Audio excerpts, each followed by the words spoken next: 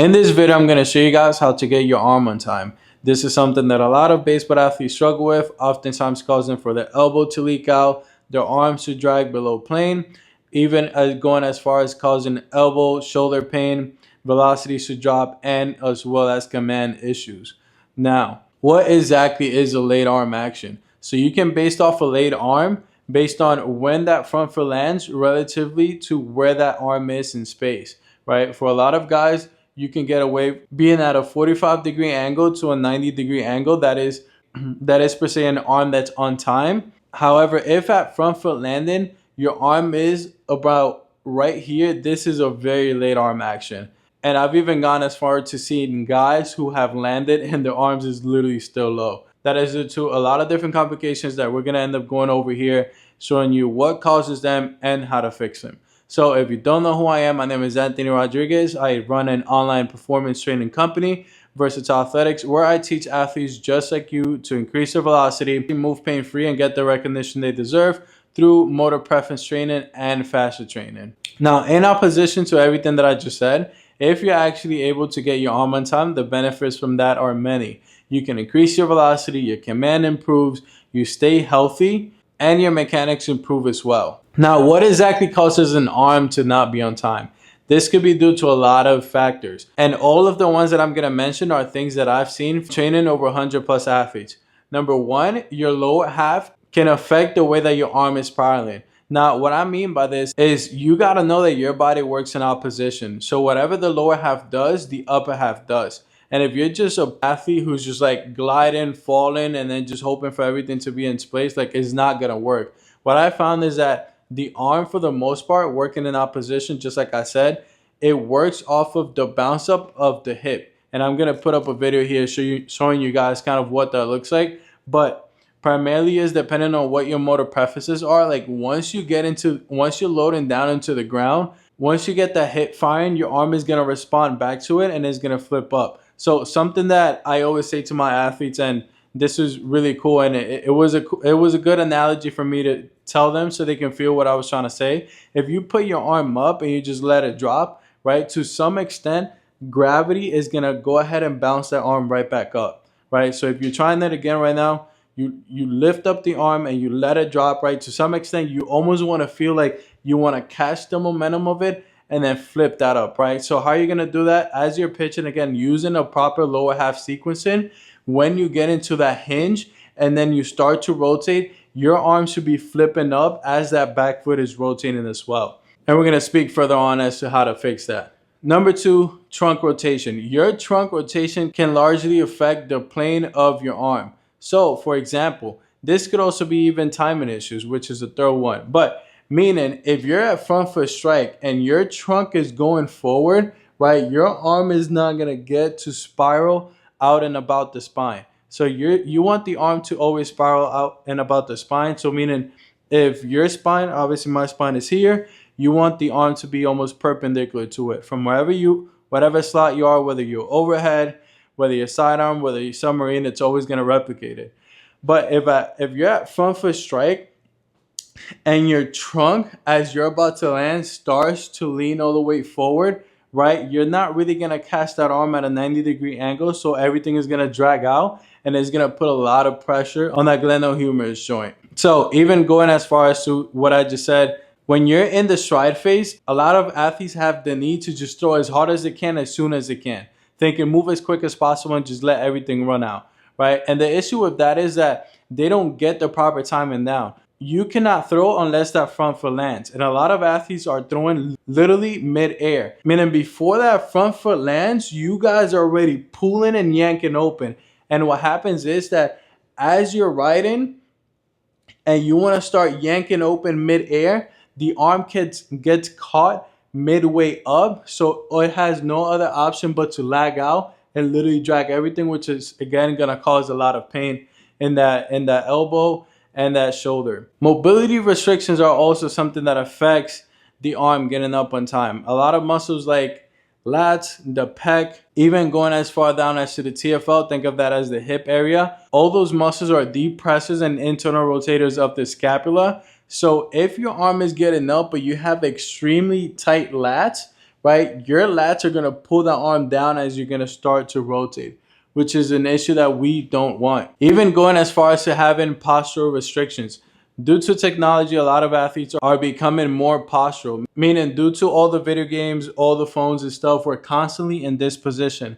And what that causes is for excessive rounding of the shoulders, also known as excessive thoracic kyphosis, right? With the whole entire upper back more rounded up this way. And you can also feel this as well. If you round yourself like this and you try to pick up your arm, you can. Like I'm actually trying to do it and I feel pain. But if your shoulders are retracted, right, you have a lot more room to flip up that arm. And that's something that a lot of athletes are struggling with. When they're in that stride phase, right, they're in a very hunched over position and they can't achieve T spine extension early enough to get the arm up because their glenohumeral joint so anteriorly tilted that it just won't allow for that. And lastly, something that I've also found that affects the arm to not be on time is not knowing your motor preferences. If you don't know how to properly cue your body, what to tell yourself, what to lead by within your body to get the arm to flip up, then that's an issue, right? We could sit here all day long, try to work on different mechanical cues, etc. But if we don't know how your body prefers to move, then you're literally out of luck. So knowing your motor preferences is something that's very important. So how do we actually fix this? Number one, you must get assessed. You must really find out what the number one pressing point is that's causing you to not have the arm on time. And this could be many different reasons, from the one that I've noted out to even others that I haven't even noted out.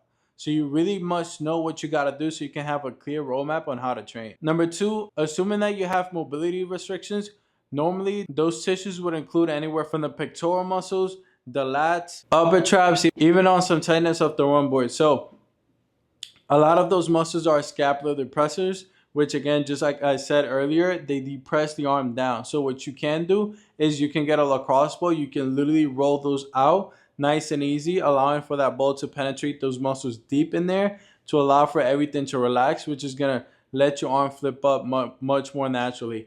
Now, along with muscles that are restricted, then you have your muscles that aren't activated. So you want to activate and integrate those muscles. Activating muscles like the lower traps and the middle traps, as well as the serratus anterior. These muscles help the arm to get up, right? So your scapulars are here. For a lot of you, you struggle to upwardly tilt and posteriorly tilt the scapula. So if this is scapula again, upwardly tilt and then posteriorly tilt. Posteriorly tilt is almost like going back here, which is going to allow for that shoulder to get up here, right? So think of it this way. This is your shoulder. Let's say do it this way. This is your shoulder. This is your shoulder. This is your scaps and the glenohumeral joint, which affects it all, right? If you can get the glenohumeral joint along with the scaps to upwardly tilt like this and posteriorly tilt, you can get that shoulder to lift up as well.